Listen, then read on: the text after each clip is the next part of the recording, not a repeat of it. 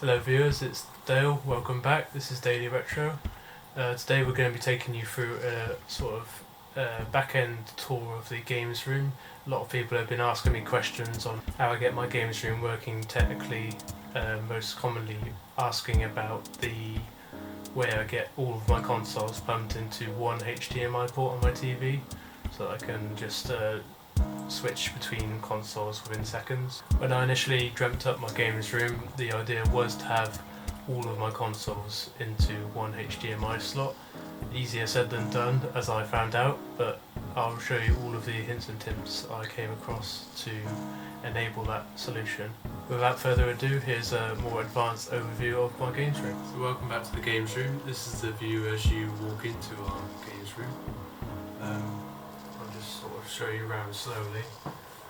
So we've got our shelving with the old cartridge-based games at the moment, with the arcade table and other storage for disc-based games mainly. But this corner is the IKEA Kallax unit. So this has all of the consoles apart from the Atari, which is slightly too wide. So I'll give you an overview of every single console I own, just to sort of give you an idea of how I plumb everything in. Starting with my favourite, we've got the Sega Mega Drive, which is the original one, which I got given from my cousin in the early 2000s.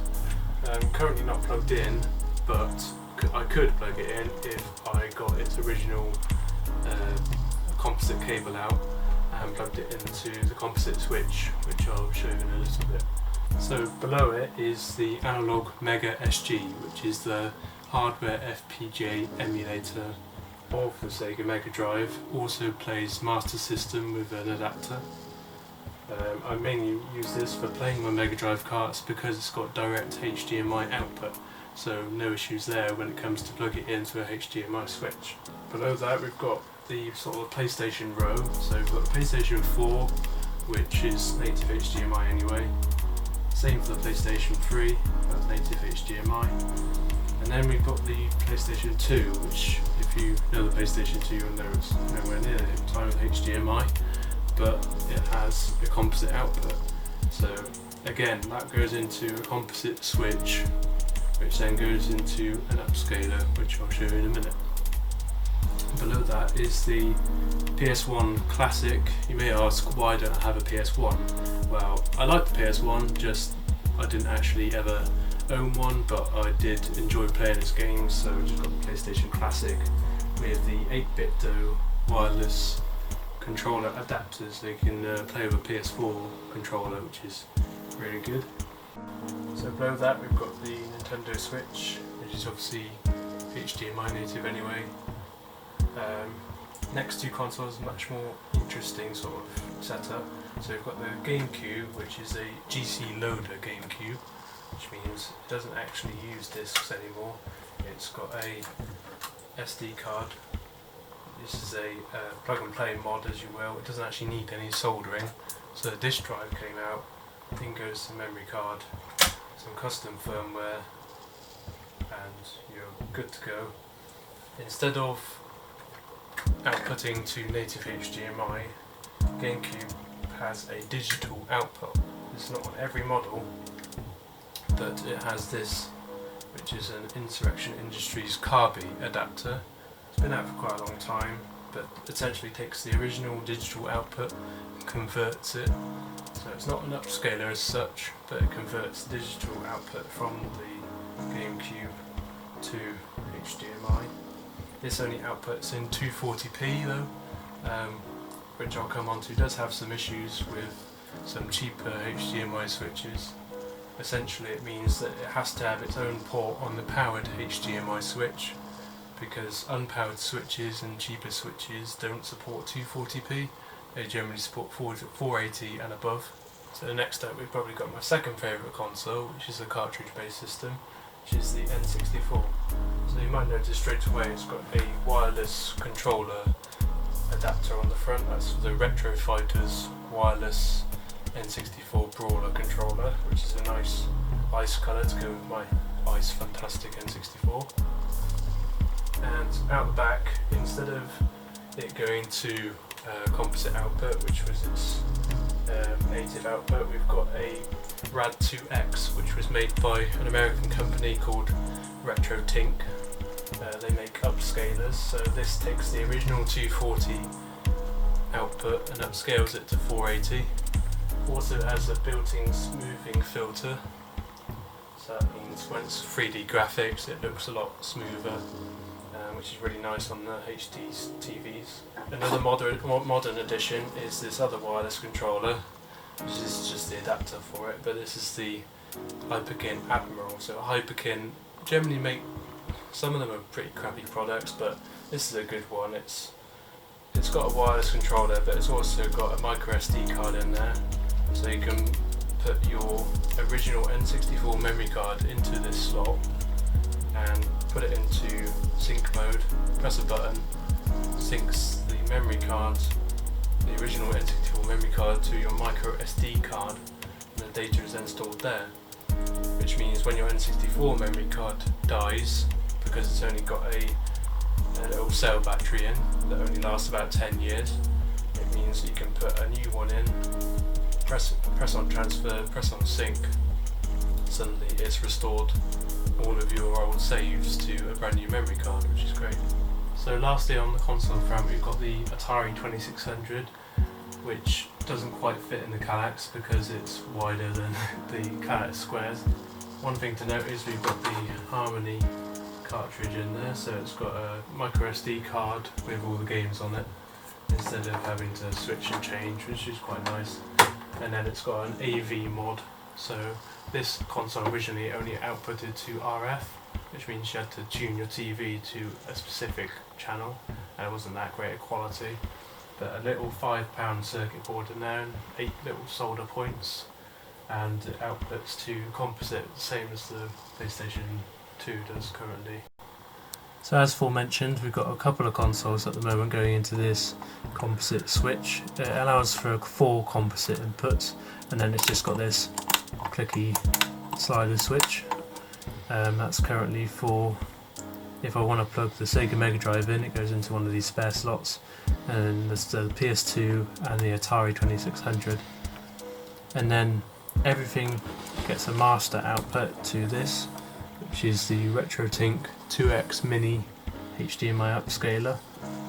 So it takes that master input, which is the output of whatever console I select.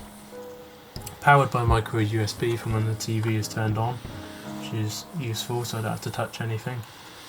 And then this HDMI goes into the master HDMI switch.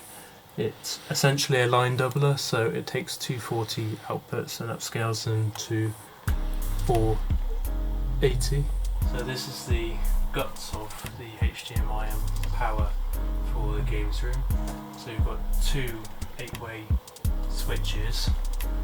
Each have independent power on-off switches, which is great, so I only have to have a TV and one console at a time, which is useful for saving power, and useful for when the HDMI switch wants to know what signal to detect and display. So this is the main HDMI switch. It's a 5-port powered HDMI switch. I think it cost me about £35 from Amazon.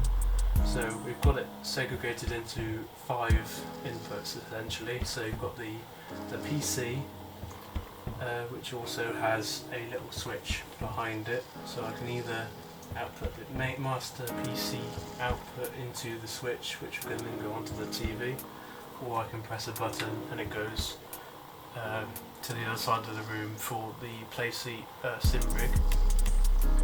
Next we've got the Gamecube, because as I mentioned earlier, the Gamecube essentially has a converter in the back, not an upscaler. So when I did, this was kind of a gotcha with old tech and HDMIs. When you buy cheap adapters like these, which are behind the PlayStation ports, they only support 720p and upwards. I don't know if that's just a modern thing or not, but they were cheap anyway, so they work for everything else. So the Gamecube supports 240p natively, and that means it has to have its own dedicated HDMI port, which is fine for the most part. Next up, we've got an input which is for Nintendo consoles. So at the moment I've got these two of these 3-port unpowered switches at the back, which are just auto detect. They only cost about £6 each, but I've essentially got the Nintendo Switch and the N64 outputting into one. Whichever one is on, it gets displayed, which is great. Next, we've got the RetroTink composite input. So as I was mentioning earlier, with the composite switch, whichever composite console is being used and whichever I've selected with the composite slider switch is what gets outputted to this port here. And lastly, we've got the PlayStation. So this goes into one of these 3-port unpowered switches again. So we've got the PS Classic in there, the PS3 and the PS4. Again, whichever one is on and displaying is which it detects and outputs. It does have a manual switch, so you can select which you would want if you've got more than one on for some reason, but I've never had an issue and it just auto detects within a couple of seconds whichever console you turn on is on the main TV.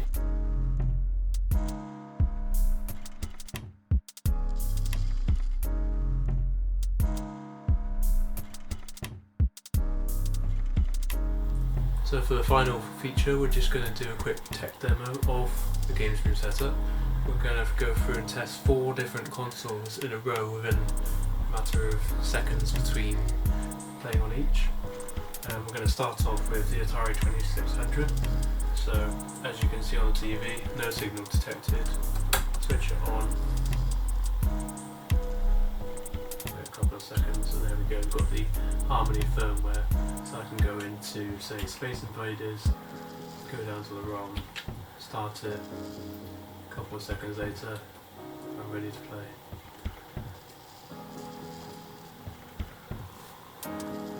Turn that off. So I want to play Mega Drive next, so I'll play on the Mega SG, which is this wireless 8-bit M30 controller, which is one of my favourites. Come across to the Mega SG, just press the on button, come back to the TV, just press start on the controller to turn it on.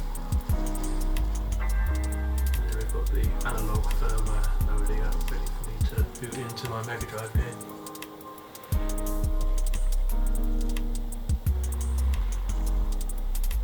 Run cartridge.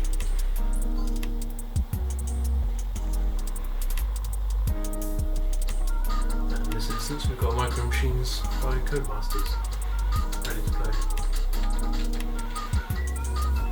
So, next we're moving on to N64.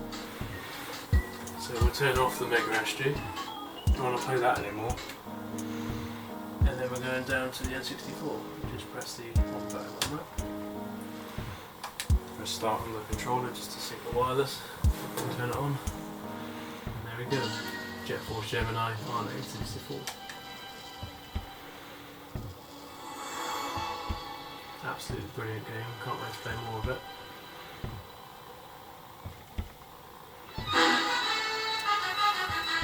But I don't want to play that anymore, I want to demonstrate that a 4th console in a row works. So we'll turn that off.